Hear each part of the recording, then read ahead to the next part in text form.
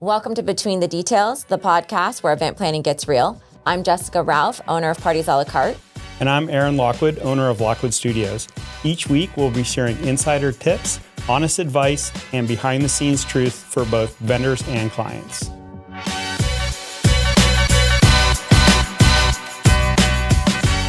Hi, everyone. Welcome to our newest episode of Between the Details.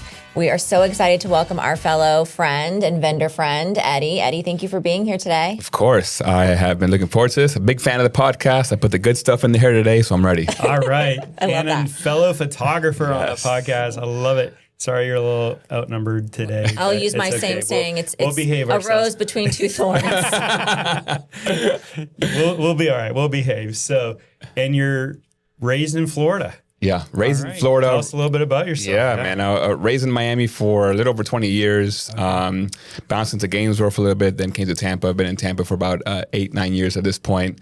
And wedding photography. Actually started as a wedding videographer. Not many people know that. I didn't know that. And you were born where? Born in Cuba. Born in Cuba. Okay, so yes. Cuban. Love that. Hablo español, muy sensual. You know, so wedding videography for a little bit. For 4 or 5 clients, I did well.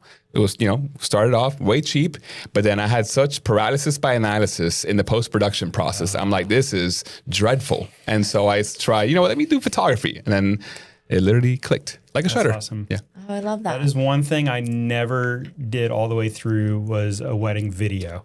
I have shot lots of weddings video for other people, but I've never edited one, so I can understand where you would coming from on that. That's a lot. That's a big undertaking. It is. A lot of respect to our peeps that do that. It's on the day of, you're so happy capturing all the footage, and then you realize you come home with like 6 hours of footage and 4 hours of audio. You're like, I got to tell a story now. Like, damn, okay. So I couldn't do it. That's crazy. Why don't we start off by you telling us a little bit too about how you approach capturing your couple's story versus just documenting the day? Yeah, I think it starts before you even pick up the camera. Just for me, the journey starts with like, what can I do to get to know this couple in a way that's going to really let them know that I'm invested in them as people. You do a great job of that. I appreciate that. I can speak from experience. Thank you. And I really want to make them comfortable so that by the time I show up on the wedding day, it's a friend walking through the door. They don't have to put their guard up. They can let their guard down, actually. And therefore, if you let your guard down, you can be authentic in front of the camera. If you're authentic in front of the camera, you can then get a gallery that shows what it feels like to have been there on that day rather than just what it looked like. So I'm a very big people person. I'm an extrovert. I love creating a relationship with couples, with vendors. And so that's top of mind for me before the photos. So that's the kind of my first foot forward. I love that. And I will say that you do a great job of connecting with your couples and still respecting the planner boundaries, right? Because I do take the forefront of communicating, but you do a great job of sliding in, checking in, talking to them, more on you don't ask logistical questions or things like that, but you are trying to get to know them as people and understanding what's important to them. And I think you do a great job throughout the process of that. Well, that's the beauty, because I know you're handling these things. I can then truly just focus on the couple, and what I really love is how can I create a relationship with them, knowing that Jess has everything handled, the logistics that I don't have to be bogged down by, and say, okay, let me just focus on them and give them a great experience that they're hoping to seek out. Yeah, and I think also the way you handle engagement shoots is really great, because you make it so fun that the guy is then not dreading the photos on the wedding day. He's actually excited that okay, yeah, this guy's going to get in here and get it done and make it fun, and we move on. So I think you do a great job of that as well. Thank you. Love that. Yeah. I always said that if you have done a really good job covering a wedding, even if you don't know the couple, if you look at their album or you look at their gallery, you should get a really good sense of their personality, their family, maybe a little bit of their background, like where it took place, who was there, what they did. And so, I looked at your website. Your work is absolutely gorgeous. I think you do a beautiful job of just telling the story that's unique to that couple, and it shows through your work that way too. So I think that's just really key to to doing that successfully. So aside from just your work obviously is incredible, what other things do you do for that client just to kind of set yourself aside? What's the experience look like?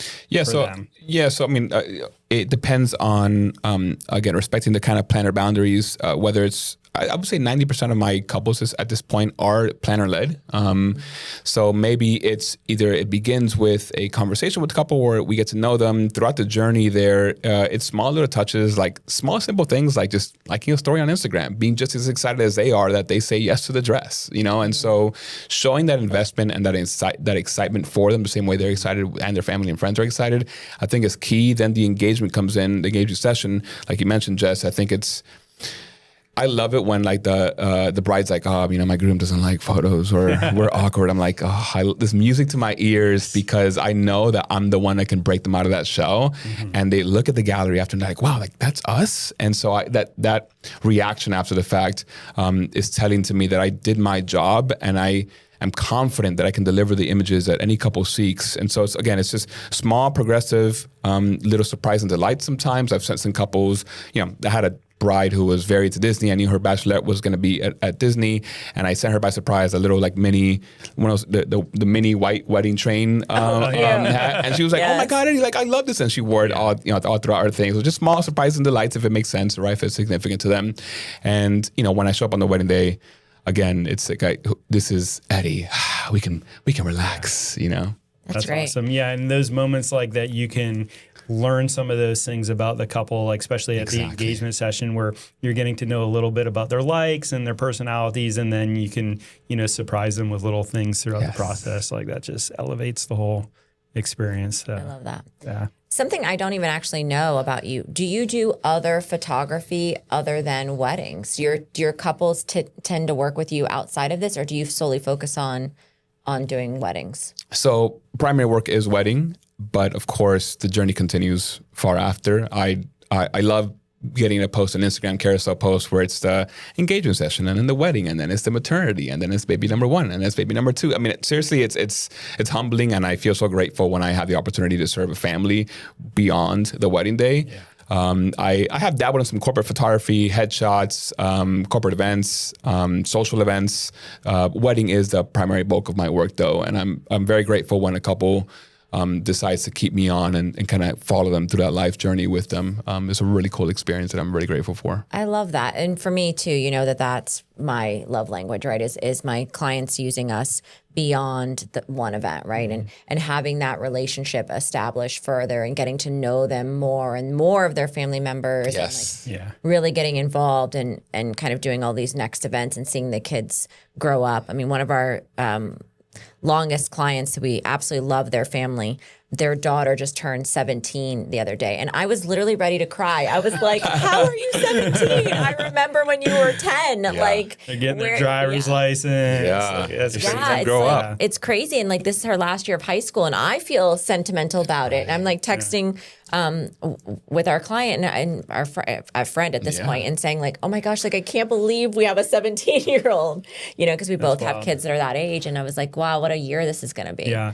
Well, and Jessica, you and I talked about that. Sometimes like we've noticed with the stages that you're going through with your business also kind of reflect the stages that you're going through with your family. Yeah. So like for Jen and I, like same thing along the lines of like, you know, when we were having kids and like, you know, she was pregnant and then now all of a sudden we're doing, you know, maternity sessions, family portraits, things like that. So I think that's really neat that you can, you know, kind of your family almost grows alongside at the same time as your clients. And so the things that you're offering to them is also the stages of life that you're experiencing. 100%. So. I have 2 young girls, 6 and 3. Emily and Madeline, love them so much. And so I love the little kid nature and capturing that. The same way I capture those moments for my family. It's like it's just such a joy to capture it for others. I walked into a family friend's house the other day and she's like, Eddie, I can't wait to surprise you. And she just had this gallery wall of like a session that we did. And it was like 8 images across her entire wall. I'm like, wow, this is super cool that you have this up in your home and you hold it with such reverence as to what this represents for your family. And I'm like, such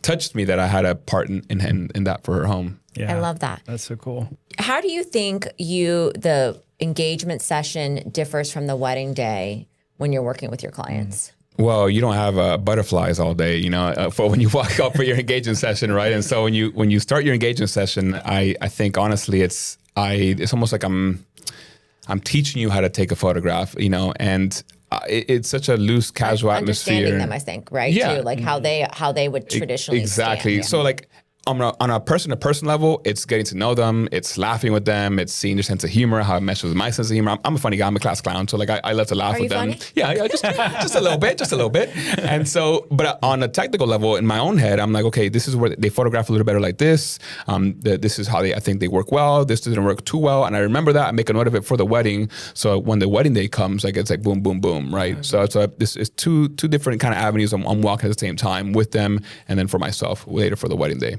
Because the engagement session, you have a lot more, ability to kind of learn and move and kind of try new things. Whereas the wedding day is so timed out. Yeah. You have to be a little bit more precise. We don't have a chance to kind of finagle things too often. So that's why I always really push having an engagement session. Yeah. Because for me, it's an opportunity to know you, but it's also an opportunity to figure out how you as a couple like to be photographed, Yes. how you connect, how you work together, what feels cheesy to you, what feels good, are you playful, and then you can take that even as a couple and learn for the wedding day, okay, like I don't like when my body's this way, I want it, to the left or whatever it is. So I think all of that really helps you and the couple. And you can really get custom with an engagement session. Like it doesn't have to be a cookie cutter place. Like if there's You did the sailboat. Yeah, I did a sailboat session with one of the couples that we had together.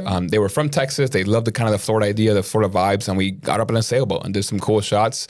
I was sweating when I put the drone up on a sailboat, and I'm telling you, I almost lost it, but I didn't let anybody know. I know you're people have no idea how stressful that can be. Yeah. But do you like a favorite? Is there a place of significance in your relationship? Is there a certain vibe you're trying to go for? You can really have a lot of fun and flexibility. Your photographer's going to say yes to pretty much anything. Did they jump in the water at the end? No, they didn't jump in the water. That would give me stress. I did one years ago where we got in the water afterwards. They got on paddle boards, and I had a water housing for the camera. And Wow. we did like sunset at the end on the paddle boards, and I was like down in the water at level. So gosh. like sky's the limit sometimes. Yeah. But the other thing I love about the engagement session is that it gives you time to just have conversation. Yeah. Because sometimes on the wedding day, it's all now you have to go fast.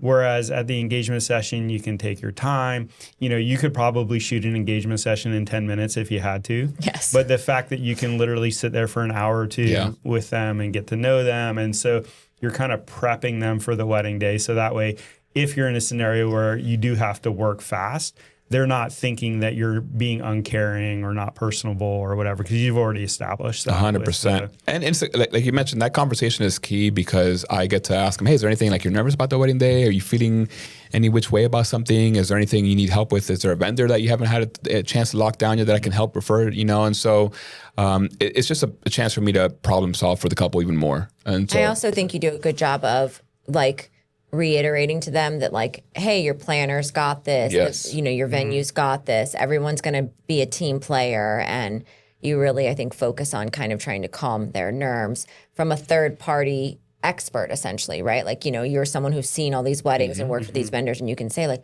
everything's going to be okay. And I think in that setting, their guards down a little bit, and and they actually absorb the information. Yeah. What do you think about, you mentioned drones a minute ago, what do you think about drone footage on a wedding day? Is it something you're trying to incorporate all the time now? Does it really depend on the timing of the day? How are you working that into the day? I always bring a drone with me to every wedding. It's not something that I ask a couple to pay for extra. I don't like nickel and diming couples. It's always with me. I never promise it. But if it's right, if the moment is right, if the timeline has enough flexibility and margin to put a drone up in the air during some sunset portraits, I'll always take advantage and do so.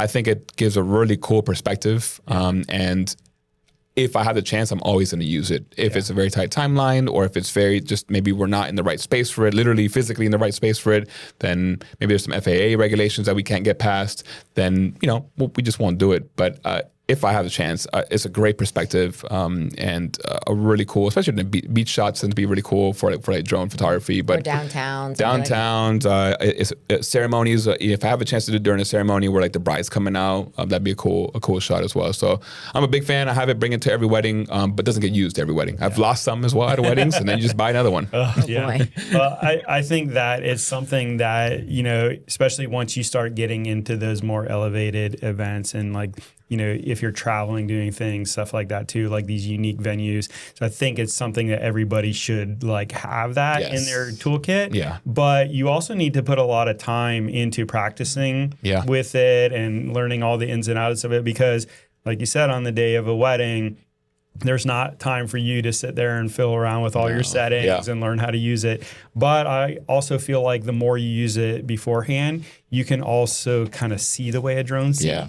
So then okay, is it worthwhile putting this up in the air? Yeah. Because I'm going to get like this really cool top-down view or something like that you won't necessarily see. So I think as your eye gets better, kind of in visualizing like what the drone can see. And then it's kind of like almost having a tripod that you can put anywhere in the sky. Yeah. I love a drone shot. And you have like, sometimes I might have just 5 minutes. I'm like, okay, I got 5 minutes. Let me make this work. Send it right back up, grab some shots. My second photographer is grabbing the on the floor shots. I'm in the air, getting the shot I want, bring it right back down.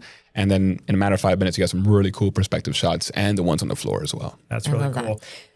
So I know we're kind of backing up a little bit here, but you were talking about, like, did you say 80%, 90% of your work does come through referrals for planners? Okay. So walk us through, like, from a client side of it, like, what does that journey look like start to finish? So you've gotten the referral, but now you have your first contact. Like, what does it look like?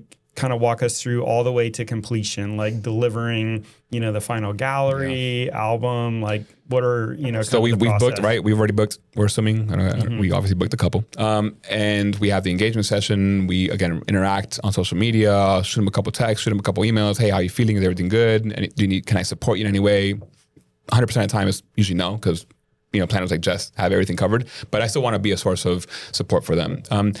After the wedding, which was a rousing success, I would hope, I then get hard to work on culling the images, editing the images, and I do something that I don't think a lot of people around here do, and I actually don't publicize at all, or never have on Instagram. So this is a worldwide reveal on between the details right here. Yeah, the secret's out. So I do something called an album reveal, and a reveal celebration actually is what I specifically call it. And I design the album for the couple, and a few weeks after the wedding, I'll pick a day and say, hey guys, it's usually 6 to 7 weeks after the wedding.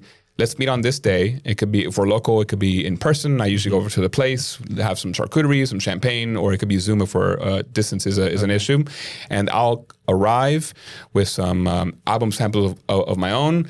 And I then have, we hook up my laptop to their TV, and I have a big album reveal where I design the album and we go page by page. I go through a slideshow with music, and then we stop it, and then we go back page by page. And when we talk about every page, we relive the day, and it's really beyond the very handful of sneak peeks they received 24 hours after the wedding. It is really the first time they're seeing their wedding. So it's selfishly, I love it because I get to see their reaction firsthand when they're seeing these things. And then that same evening, we work together to design that album of their dreams. So by the time I leave that night, they know exactly what they're getting. We put it into production, and then they get it very shortly thereafter. I love that. And I like, so that brought up a question for me from the initial meeting. Do you try to do most of those in person if you're able to? And then is Zoom like an alternate, kind of thing for you? So like you got the referral from the planner. Now, do you try to set up an in-person meeting for the booking session? I'm going to be honest, I've never done an in-person meeting with a couple. And I think post-COVID, it really shifted everything towards Zoom, and which is okay. I'm all for convenience, and I want to be as convenient as possible for the couple to say yes, candidly. I don't actually have a lot of my clients meet with the photographer. I mean, we really are giving them a list of, we narrow it to our top 3 that we feel like fit their vibe, their style, they're available for their date, they're within the budget we've discussed, and we feel like we'll connect with them, their personalities. So we're giving our 1, 2, 3 essentially. And what we provide is their Instagram, their packages, sometimes sample work depending on what we're trying to showcase, and then the package that we think makes the most sense for them. And then they're usually asking us questions, which I know majority of the answers to. We answer, they'll say, hey, I want a contract with Eddy. I'll reach out to Eddy and say, hey, our couple would like to move forward. I give him the deets that he needs. He sends me a contract. I review it, give it to our clients, and they book. And then when they're really starting to kind of interact with you, I think is when we start to do the engagement session. Yeah.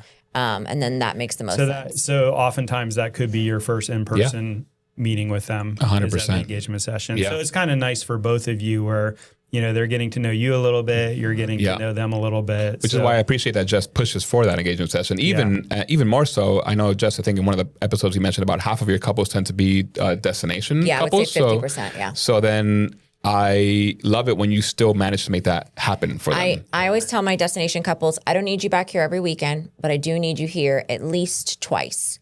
Once I do hair and makeup trial and engagement session, and then a tasting and your mock-up. And I'll usually divide those up some way that makes sense. You know, sometimes if they're having a huge mock-up, then maybe we'll do the tasting the day after the engagement session or vice versa. But we try to split that into 2 times they come in because we want them to be relaxed for their engagement session. We want them to get to know you. We also want them to get to know themselves. I feel like a lot of people that are getting married really haven't had professional photos taken. No. And this is one of their first experiences. Maybe they've had a headshot, maybe they've taken a family photo, but nothing like this where you're really kind of looking at yourself. And so we want them to have that opportunity so that they can tweak whatever it is that they don't like about themselves and make adjustments because you only get one of this wedding day and, you know, you can't get a redo. We have got, 8 to 10 hours to get everything done and to make all these moments happen. So we really try to make sure that they're comfortable and love everything on the back end. And pick a location too that could be like something special to their personality or whatever that's so different than the wedding too. So that was one of the other things that I really love with the engagement session is it's a lot more open to locations and, wedding venues are a little bit more restrictive with that. And I'm happy to be a resource. I have a whole blog post with, I think it's like 16 or 17 of my favorite engagement session locations in, Tampa Bay, St. Pete area. But I'm open to things beyond that as well. So we have people do them at their houses. We have, all kinds of stuff. Do you try to steer them towards a certain time of year? No, I work within the confines of whatever makes sense for them, but we want that optimal light for sure. So around this time of the year where sunset's at about 8:30 p.m., I'm looking for like a 7 to 7:30 start time. I've done early morning sessions where it's 7 a.m., 7:30. I know it's early for some, but I'm up at 5 a.m. anyway. So it's no. Let me ask you this: so, what do you think when a couple is concerned because you haven't shot at a venue before? That's very easy. I mean, I don't think a couple should be concerned if a photographer hasn't been at a venue. I think really even a photographer, a planner, a videographer. I mean, I think all of us have the ability to navigate that. Especially at the higher end events, you already have a vendor team that is experienced with executing no matter what or where the location is. And so you trust that person to carry out whatever it is you're seeking. So if it's a new venue, I'd love to, if possible, tour it before the wedding, of course. I have an app that also tells me I can put in a time of day in the future. It shows me exactly how the light's going to play in the venue. I'll take a look at that to see how that's going to react as well. It's a game plan. This might be a good spot. This might be a good spot. And if I can't do any of that, I know that I can trust myself to show up on a venue early. I always come in early on a wedding day, no matter what. And just walk around, walk the space, start thinking about, okay, the sun's going to maybe be setting around here. That might make sense. Just walk around and okay, I like this, I like this, I like this. So that when the time comes and when the time crunch potentially, I know exactly where to go. I know exactly where to be. Do it with confidence.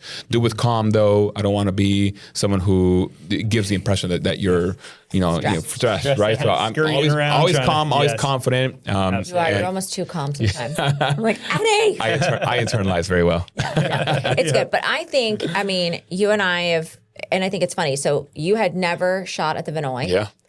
You came and did me a solid. Yeah. And then next thing you know, we had 2 weddings at the Vinoy, and now you're a Vinoy expert. I'm a Vinoy boy. Yes. And I think it's very, it's like, you're very good at like figuring out quickly. Like you didn't, even on that day where we were operating in extreme weather. Cold weather, windy. Rain. Yes. Like you were out there in the rain shooting for me. Like you killed it. But awesome. You were very quick at like figuring it out, and you had never shot there before, and I felt no way about it. I was like, he's going to nail this. It's perfect. Thank you. Yeah. Yeah, that's helpful when you have a beautiful venue like that for sure. But I love that you take the time to scout a location if you're able to. Yeah. I found too, a lot of times if you were able to do a little tour with like the venue coordinator or whatever, sometimes they know the little hidden gems around the property too. Or where even they your can kind of- planner. your planner. Like I will be happy to walk around. If my photographer says, and I've done it actually, hey, I haven't been here before. Great, let's meet. I'll show you where everybody else shoots and I'll show you where I think you should be shooting. Yeah. Yeah, Because I love that. even if you're in the same area that people use a lot of times it's because like the light's good there or certain things, but you're going to see it from a different eye, a different perspective. So I think sometimes people are like, I don't want to be influenced at all by like what other people have done. But oftentimes there's a reason why certain places like the Vinoy, the used. main entrance, like you want to have those in your gallery, right? Like you don't. So there's certain spots that are just beautiful. Like It's historical. Like you need, it's a part of the moment. Absolutely. It's honestly why a lot of them pick the Vinoy. Yeah. Okay, so from a photographer side, not to get geek out about gear or whatever, but what is something that you keep in your bag in your kit that you just like find indispensable or is like super helpful to you, like a piece of gear that you would not want to live without, or maybe that you wish you had known about sooner, or anything along those lines? And it has to be photography related. I mean, it doesn't have to necessarily be a piece of photo gear, but maybe a support gear or just something that you find that like just really helps What do make you your use life the most on a wedding day easier. that people would be surprised about? I don't know if, I don't think fellow photographers would be surprised about it, but I adopt a lot of flash where it's in my offhand, I'm shooting flash, like even beyond like not just reception, but like it's the middle of the day and like a camera in my right hand, flash on my left. I literally have that flash around me like a necklace, and I just have it ready to go. And so it helps. I like the style and the kind of look that it provides. I think it's kind of sort of a, I don't want to call it trendy because to me that implies that it's going to disappear. I don't think it's going to disappear, but it just gives it a different look and a different feel to my photo. So I'm using that a ton throughout the entire wedding day. Not photography related, nail clippers. Actually, because so many times someone has a tag, someone has a loose little piece of like garment on the tuxedo. I come in, I'm just little, so I'm sure you have some too, but I just love to have it. You can probably travel with them and they won't take them away from you. Yes. Exactly. To like a little knife or scissors. Exactly. Or If I gotta open something weird, I did little nail. I don't know. So I have like 13 nail clippers in my house. It's weird. Nice. I like the flash thing because I feel like that was something that a lot of the newspaper photographers, like photojournalists did back in the day, but they were always restricted with a cord. So it would go on the hot shoe and then it had a T-tail cord and you'd see them like holding it with the little thing and they put it in a pouch. But now wireless, it's so nice. They were the pioneers of the off-camera flash for the wedding world, Yeah, for sure. When a couple is asking you to shoot a lot of things that they're inspired from social media, how do you balance that wish list of those kind of more unique, trendy shots versus your traditional photography? Yeah, I think one, it's good to open up the avenue of communication early on. Two, I do think that the couple has a little bit of a responsibility to make sure that they see a gallery, they see the Instagram grid, and they understand, okay, this is what Eddy likes to shoot. These are what his colors look like. This, you can tell this is what the emotion he's going for in his photos. So if a couple somehow expects dark and moody, I'm not your guy, right? But sometimes there are requests like, I think blurry photos can be a bit of a trend right now. And I actually booked a bride recently and she called that out. So I'd love to have some of these in my wedding gallery. And I know how to execute on them. I don't traditionally do it on a day-to-day, but I know how to do it. So I have a few from you. Yeah, I have a room shot. They're here and there, And so, but so I think knowing that she communicated that to me, I then have it in the back of my head, okay, I think this is a good spot for this. I think this might be a good spot for this. This might tell a story here. And it's not just kind of deploy that willy-nilly. It's how are we going to use a blurry photograph to tell the story of this moment? Where does it make sense? And so I kind of just go through that whole, a sifter of like, just get to the bottom of it. And then this makes sense. And so I take into consideration, I always want to say yes to the client. How can I problem solve for you? How can I get you what you want? And then I deliver on it. That's awesome. And I love using it as inspiration, not like you're not imitating what somebody else did, but you're using it as inspiration, a little insight into what they like, what they don't like.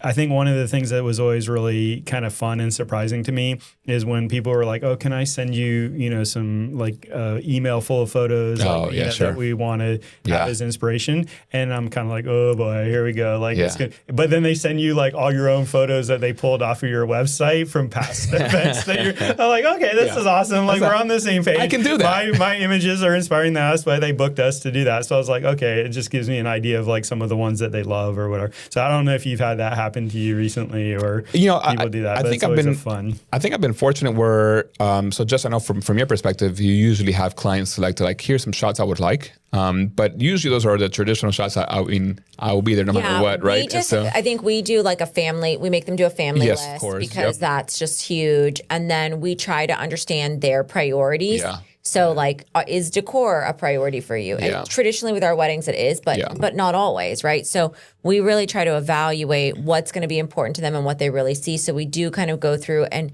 have them, but we do it for two reasons. One, we want them to understand all the images that you're going to be taking so they understand the timing and why we need you for so long. And then two, we want to make sure that there's nothing they haven't told us. Like, hey, I'm using this brooch that was my grandmother's or, Uncle Bob, who we haven't seen in 25 years is going to be here. And, so we want to make sure we've done a good job of condensing all of those shots and that making sure that their expectations are realistic in our timeline. Yes. So I think it's really three parts of that, And I love it because one, it relates to me. This is really important. But two, I've been fortunate that I don't think I've had a couple that's been like, Eddy, here is 97 bulleted page list of the shots we need in a wedding. And it's because to me, that just tells me if I haven't received it, it means they trust me Eddy's going to take care of us. He's got us. We know we're going to like the images at the end. Yeah. So that's huge. Yeah, that's awesome. Okay. So I have to ask, because I know Jessica was telling me that you use the Meta glasses. So we actually have ordered some. I didn't know you're using them, but because one of our conversations that we had on the podcast, I don't know if that episode is aired yet or not. So I don't know if I'm spilling the beans or whatever, but it's the delicate balance between capturing the behind the scenes things that you can use for, your stories and Instagram and social media and all that versus not being, obtrusive. Like we were talking about, there's been things that we've seen on social media where people literally show up with like a crew following them around. And so like,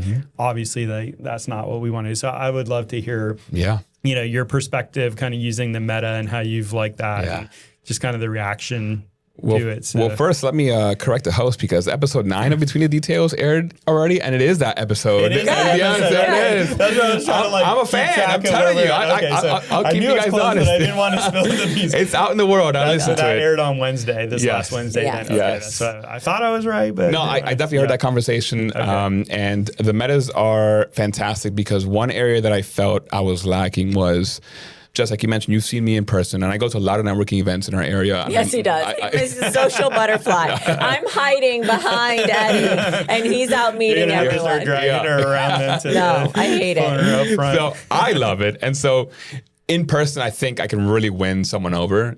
And I wasn't showing a lot of that in my social media content. I think somebody told you that. And and I think for me, it was, okay, how can I address this problem without going through some pain in the butt process in the post-production? I used to have a GoPro on top of my camera, but that became too much to edit after the fact. So I'm like, the metas came out. Let me give these a whirl. And it really is super simple. Just hold the button. It starts recording for 3 minutes at a time. And I always wear it when I greet people at the very first moment of the day, when I greet the bride, when I'm doing portraits, and when I'm saying goodbye to a couple. For me, it just really shows my personality now in a very easy way to go straight to your gallery in your iPhone. From your perspective, I think as well. Literally, it's literally here's a wedding from my perspective. I did a reel. That was literally that. And so it's a lot of hugs. It's a lot of laughter. It's a lot of how I build shots. And so I think that really gives you insight into how I'm thinking through a wedding. And I think the most recent wedding I actually did one where I was talking through as the bride is. I had him recording, and as the bride's walking up during the recessional, it was what shots am I getting? How am I turning to the groom? How am I turning back to the bride? It's just kind of, again, it's very small, happens in 10 seconds, but here's what needed to happen. So love them. Great tool. Maybe that could be one of the tool bags that I can't live without. Now that you've gotten used to it. Do you tell them beforehand that you're going to be wearing them and recording, or they just kind of know that you do it now from seeing it on they know. And it's honestly really cool because I remember like I had a call with a couple, and when I'm explaining to them like my philosophy philosophy and my ethos about how I show up on a wedding day. They're like, oh yeah, we actually saw you. We actually saw a reel where like you were greeting everybody. And I'm like, yeah, like that is exactly how it is. So it helped reinforce what I was saying. I'm not trying to sell you something that I'm not. You literally saw it firsthand. That's awesome. Well, I'm looking forward to kind of putting them into use because like, I'm not a huge social media person, Really? but I do like being very personable. And so then it's like, how do you show both? Because it's like, so many times, like, people have no idea what we've been doing or who we've been working with or anything. Because I'm just like, during my free time, I'm not really. You're fishing. We all know. Okay. You're fishing. You can use it for fishing. Because that is where you are posting.